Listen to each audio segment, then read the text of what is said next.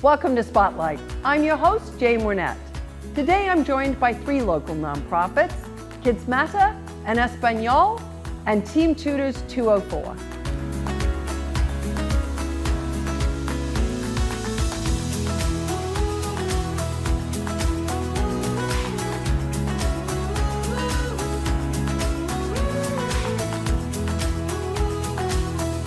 Today's Spotlight is brought to you in part by presenting sponsor, UC Bank.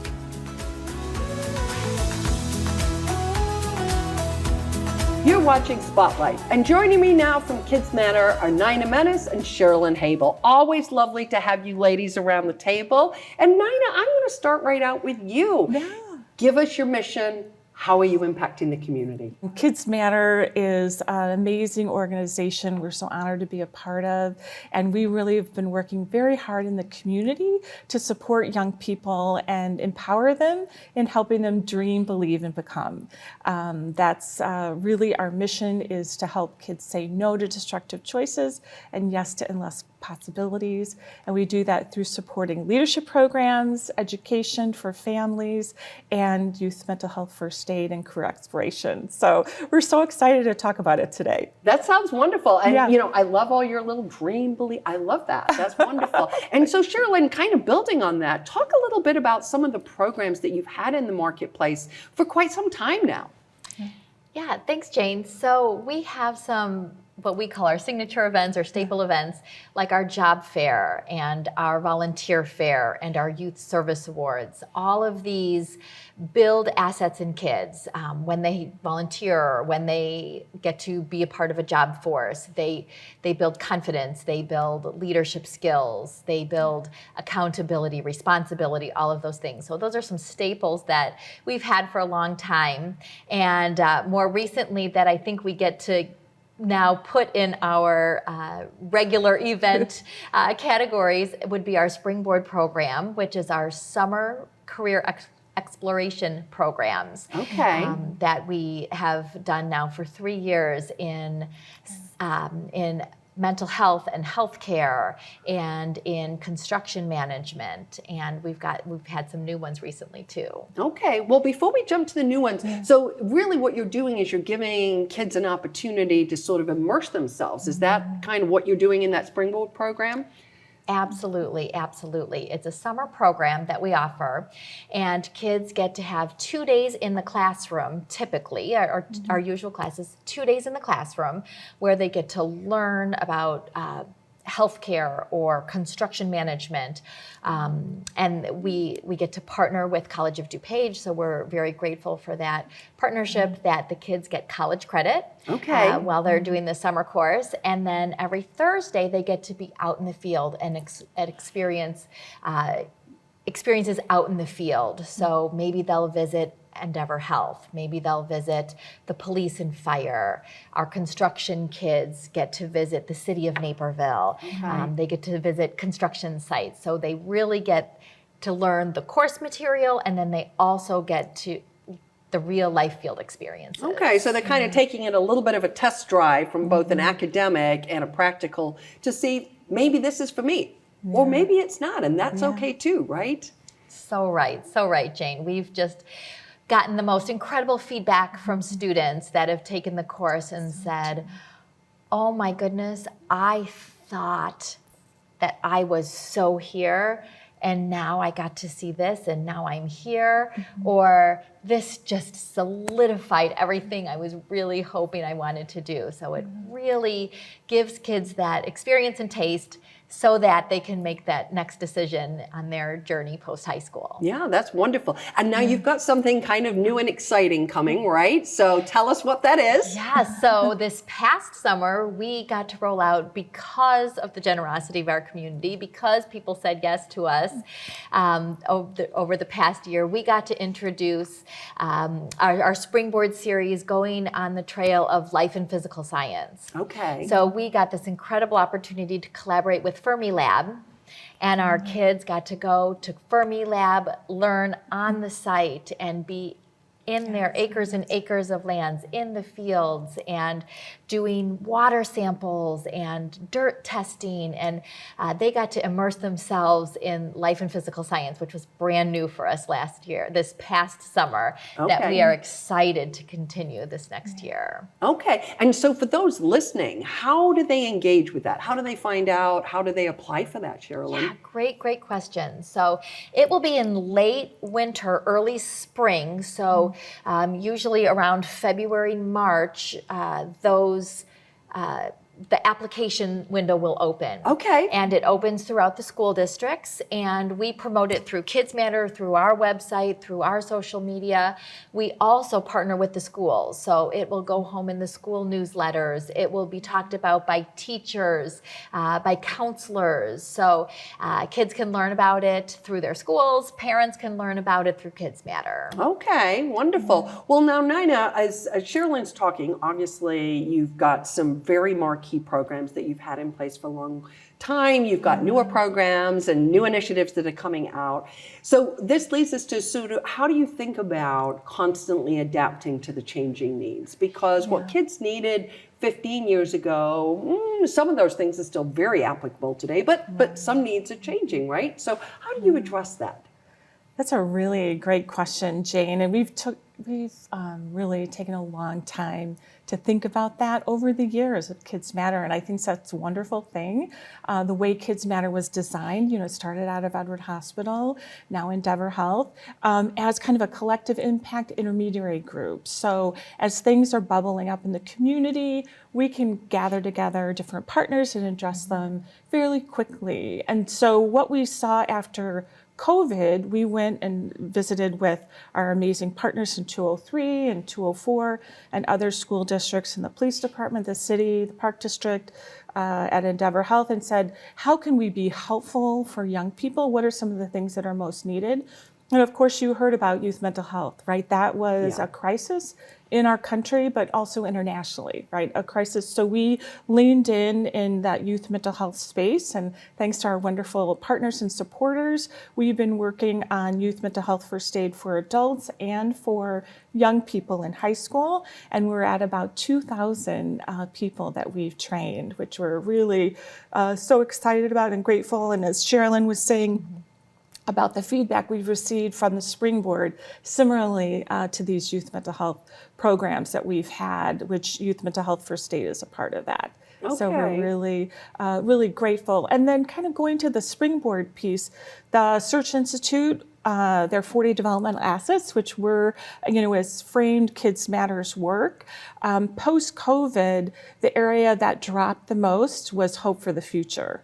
And so that's something that we've really been leaning into, helping young people get excited about their future. So we have the Springboard program in partnership with so many folks in the community. We have this teen philanthropy initiative, which we partner with North Central College, and that's during the school year for juniors and seniors to learn about philanthropy and leadership in the community and how to give back and volunteer. And so we're really leaning in on how we can really empower young people and get them excited about their future. Yeah, and then I assume goes in that dream and believe piece that you talked about right off the top, right? Yes, that dream, believe, become, and you can watch that, right, as the kids go through the program in the summer. It's really fascinating. They sometimes come in a little wound up, right, about how are they going to get the A in the college class with COD, or how are they going to be successful? And then we really show them this is their opportunity to explore a whole sector, to build connections in the community, to really have an understanding of where they want to move next in their career pathway journey. And going back to the Springboard just real quickly, so exciting. We really built that in partnership with 203 and District 204 Indian Prairie and our other partners in the community. So everything that KidsMatter does is not just a KidsMatter activity, as Sherilyn was saying. It's a collective impact work, and we're like an intermediary that help bring people together. So we're really grateful for that, Love including that. NCTV. Love that. Yeah. Connectors. Yes. I love that. I love that. Thank you so much for sharing this good information. I know that the work that you do is varied, but all around a very clear core mission. And so we thank you for the work you're doing in the community. Well, thank you. Thank you. And we hope people come to our job fair and that we do in partnership with the Park District. So we look forward to seeing them in January. Yes, job training is important, right? Absolutely. Absolutely. Thank you so much. And if you would like to learn more about KidsMatter, please go and visit their website. We're going to take a quick break, but stay tuned. We're coming right back with more Spotlight.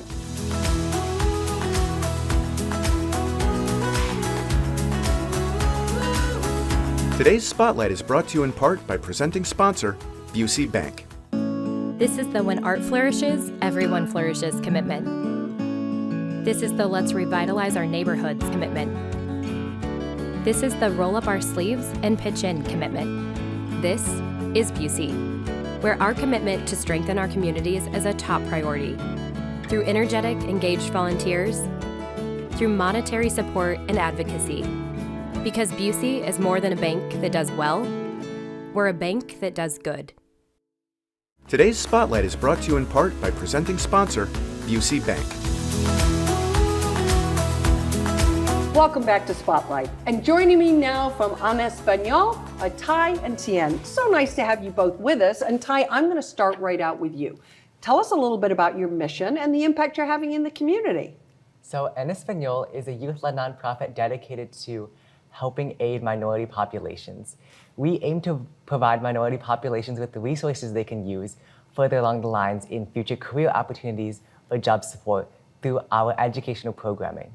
Okay, tell me a little bit about your educational programming. So we have two main classes that we offer. We have our STEM classes for youth aged 6 through 12. So those consist of interactive, discovery-based experiments that students may not traditionally find in a classroom. For example, being able to design their own experiments, collaborating with peers. It's not traditional structured learning like in a classroom, but an engaging after-school experience. Okay. And then for English classes, those are targeted to minority populations. A lot of our classes are taught in Spanish as we have a large Hispanic population.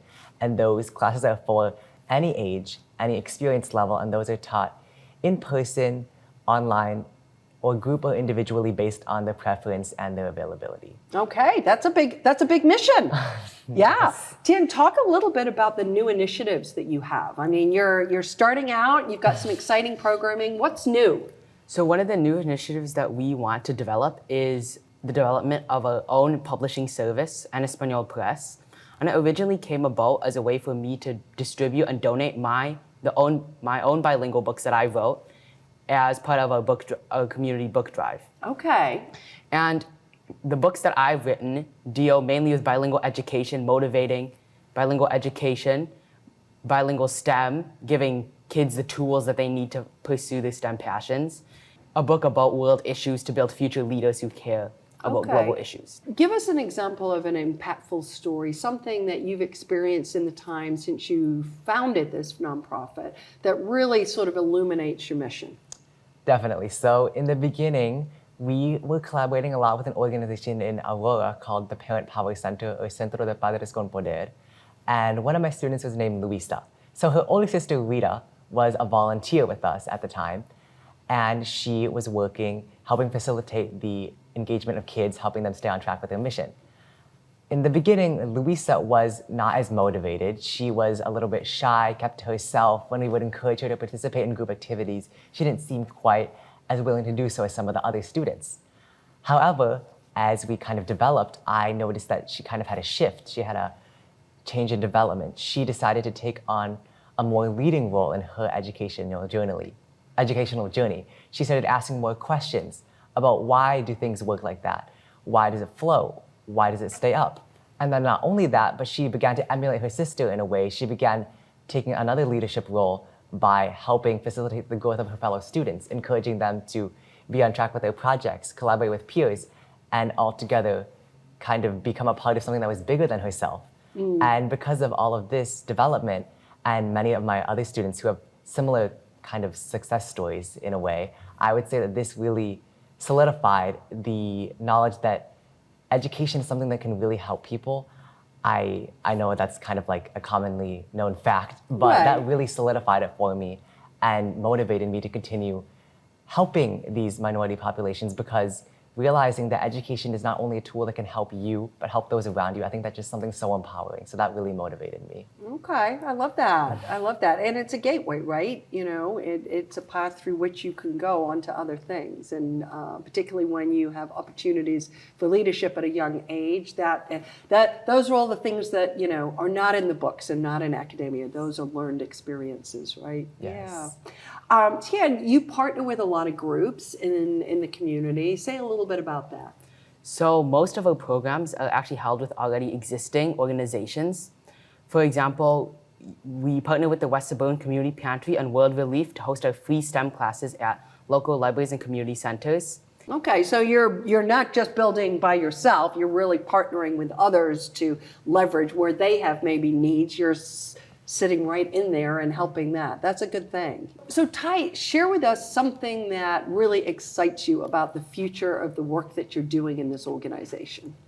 I would just say the organization has so many limitless possibilities, but one of them, for example, is helping act as a catalyst for other individuals to take on civic leadership.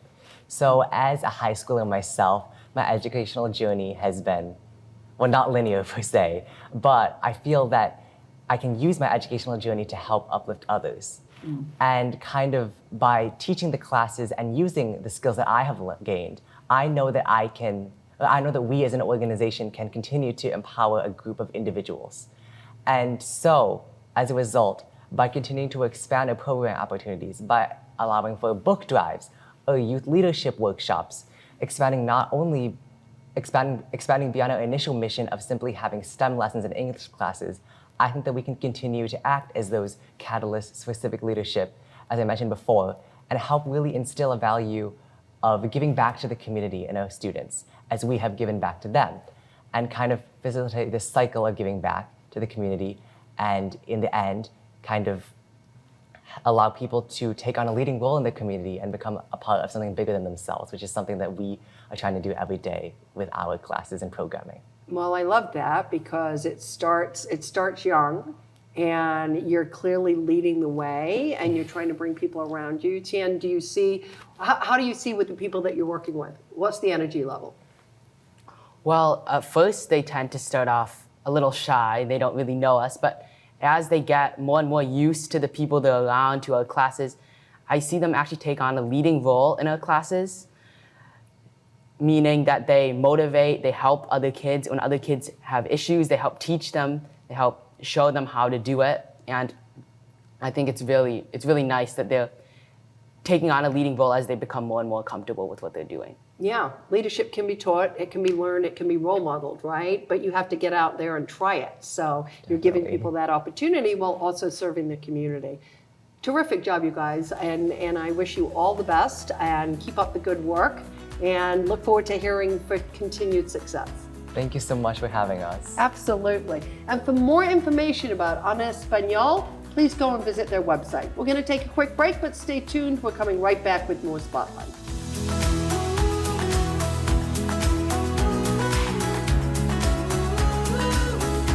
Today's Spotlight is brought to you in part by presenting sponsor, Busey Bank. This is the run my own business dream. This is the colleges paid for dream. This is the retire early dream. This is Busey, where your dreams and possibilities become moments through trusted guidance and expertise, through lifelong relationships.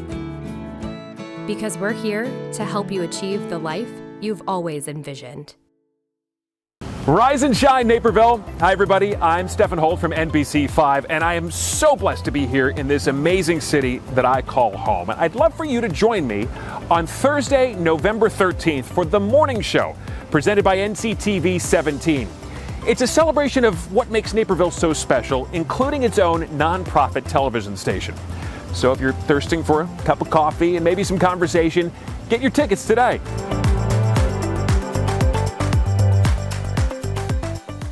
Today's Spotlight is brought to you in part by presenting sponsor, Busey Bank. If you're just tuning in, you're watching Spotlight. I'm your host, Jane Wernette, and joining me now from Team Tutors 204 are Peter and Kundan. So I'm so excited to meet you both, and I'm excited to hear about this organization. So I'm going to start right out with you, Peter. What's the mission, and how are you impacting the community? I would say our mission revolves around the idea of providing equal opportunity for everyone in our community to receive tutoring. I would say that all students want to pursue a given goal in their academic career, and I'd say that sometimes it becomes difficult with the price of seeking extra help outside of school, and our organization serves to even that playing field by providing free tutoring to any students who may need it. It's a good mission, right? Yes. Yes. What sparked you to think that you need this? Well, our organization started back in 2017 on the idea that it's difficult in this community with the high price of tutoring for some students to keep up. And everyone has academic goals that they want to pursue, and it should be possible for everybody to receive the help they need to pursue said goals. So we've been continuing on with that idea throughout the years that we should provide this service so everyone can achieve what they want to in the classroom. I love that. I love that. And you're at NEQA. And you're at NEQA also, Yes. Kundan, right? And what grade are we in? We're both seniors. Both seniors. Okay, I love that. Well, Kundan, let's talk a little bit about how you chose to volunteer for this specific organization. What motivated you? Sure thing. So my freshman year, a friend introduced me to Team Tutors. And as a freshman, I was trying out all these new things, and tutoring at the library sounded very interesting. And I've stuck with it I'm a senior now, so past 3 or 4 years. And it's been very refreshing, I'd say. It's a nice change of pace compared to what I do in my day-to-day life. Maybe I live in a social bubble sometimes, but with Team Tutors, I can see so many different types of people. Okay, because you're kind of put in a situation where I assume you don't necessarily know who's going to come in for tutoring, and so that's an opportunity to broaden your perspectives, right? Sure. Yeah. How can the community get involved with you, Peter? So I would say the best way to get involved is not only spreading the word, but seeking to see if you ever see anyone who would like any help or anyone who would like to help. We cater to both those groups. So I would feel that it's a good way to either give tutoring out a try, or if any students would like any additional help, just come in and try for a session. I think that overall we're very open to new students. We have plenty of tutors on board, and we're always looking to see if we can have a new record for how many students we have that week. And I would overall say that just coming in, and be it for volunteering or just for seeking for help, is the best way to get involved. Okay, so I'm going to ask you a few just logistical. Where do I come in? Where are you tutoring out of? We tutor out of the Naperville Public Library. Okay, all right. And do we cater to all ages, just high school students? What's the age range? So I would say our age range starts from the beginning of kindergarten up to about 8th to 9th grade. It has to be within the range that our tutors feel comfortable as high school students. So I'd say from kindergarten to the higher end of middle school and early high school. Okay, all right. And do you find that tutors typically like to tutor in one particular subject, or do you find that, what do you do, Kundan? What do you tutor in? I teach depending on whoever the 2D is, but mostly if a kid who's playing chess comes in, I'm usually the person who takes care of that. Okay, all right, I like that. And Peter, how about yourself? I also tend to cater towards the 2D. Typically with younger students, our tutors are able to handle all the subjects that they may need. But if a student is seeking a higher level subject that someone needs to have taken that class, we'll usually pick out a specific tutor who will have felt comfortable and done well in that class. But aside from that, typically we cater to the 2D. Okay, all right. And as people come in, what would be their first day? Like if I came in, I thought, yeah, or I'm a parent, I would assume, because if they're kindergarten, they're not driving themselves there, right? And the parent comes in, talk a little bit about what happens when they first come in and meet you. Sure. So I would say that when they first come in, it's a very streamlined process. So we have a set of forms to fill out. Now we have a QR code that simplifies that process. So, love that, right? Yeah, that QR code will take them right there, and everything that needs to be filled out is right there. So then the student is ready to be tutored. Now we have the parents sign in with some information, just making sure we can contact them in case of anything. And from there, the tutor takes over. So we'll have a tutor assigned who feels comfortable tutoring that student, who the student also feels good with, and then they'll find a spot in the library. And depending on the activity on that day, it could be one session, which is 45 minutes, or 2 sessions, which is a full hour 30. And that tutor will typically help that student out, sometimes on materials they bring in, or if it's their first time, just the tutor will come up with things on their own to help them with. And that will be the typical session. Okay, I like that. That's pretty straight. I love the QR code, and that's pretty streamlined. Kundan, give me an example of a story or a moment where you were like, okay, this is why I'm doing this. This is the purpose. This is having impact. So I've had a lot of moments actually, but one of the ones that stands out to me is there's this one kid. I'm not sure if he can say his name. His name's Derek. So he came into the library for free tutoring, I'd say about 2 years ago. He came for chess specifically because he really likes chess. So, I came over because I play chess. I helped him out, and the session went great, right? So next week comes along, the parent specifically asks for me again, so I teach that kid again. And this goes on for the next couple of weeks, and it's really nice because I get to develop a good relationship with that kid. Okay, I like that. And, and I think in just listening to you both talk, as much as you're giving, you're also receiving in the experience that you're having in this work, right? Peter, what advice would you give to somebody who is maybe thinking about this? Yes, so I would say the most important thing is to just go for it. Now, when I initially started for the organization, I also had some nerves thinking, will I be able to keep up with the student? I was a little scared personally that I'd make a mistake, and obviously you don't want to hurt somebody that you're trying to help. But I learned with time that the organization does a great job. My first time they had me shadow another tutor, so I watched somebody else tutor for my first time there, which helped me understand the way things go and how the assigning works, so it's not all overwhelming at once. And then once I felt acclimated, they assigned me to my first student, and it was all good from there. I felt comfortable, I knew the subject, and everything went well. And even if I did make a mistake, I corrected myself and ensured that they understood it as well. So I think that's wonderful, right? And there's always, I don't know. It's always okay to say, I don't know, but I'll get back to you, right? I mean, I think that's part of that process as well. As we wrap up, Kundan, any last thoughts that you would like to add to Peter's if you're thinking about it? Yeah, I think volunteer tutoring, it's not quite as common as private tutoring, right? So, if you have any doubts, there's not a huge drawback to getting free tutoring, right? So just, for parents, maybe take your kids out to the 95th Street Library, have them sign up, try a lesson, and if it works well, great, continue. Okay, and if it doesn't, you at least tried it, right? Yeah, right. That's wonderful. I wish you all the best. I wish you the best for when you graduate from NICA, which won't be too long from now. And love the work that you're doing. It's such an important skill for you. It's important for the people that you're tutoring to have that access. I loved how you talked about the access because you want every student to be able to succeed. And sometimes we all need a little extra depending on what the subject is or just where we are in the process, right? So, well done. Right, yeah, and I wanted to say thank you so much for inviting us on the show today. I really appreciate it. Oh, we're always happy. We're so excited by organizations, and particularly those that are student-started, student-led.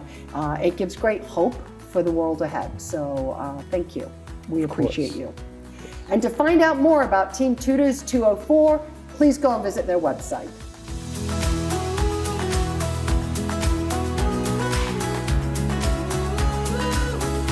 I'd like to thank all of my guests for joining us on Spotlight, and our friends at Busey Bank for their generous sponsorship of today's show. To learn more about the organizations featured on this episode, please visit our website at nctv17.org. And to stay informed about what's happening in our community, sign up to receive our daily news update and like and follow us on social media. For Spotlight, I'm Jane Wernette. Thank you for watching. Today's Spotlight is brought to you in part by presenting sponsor, Busey Bank.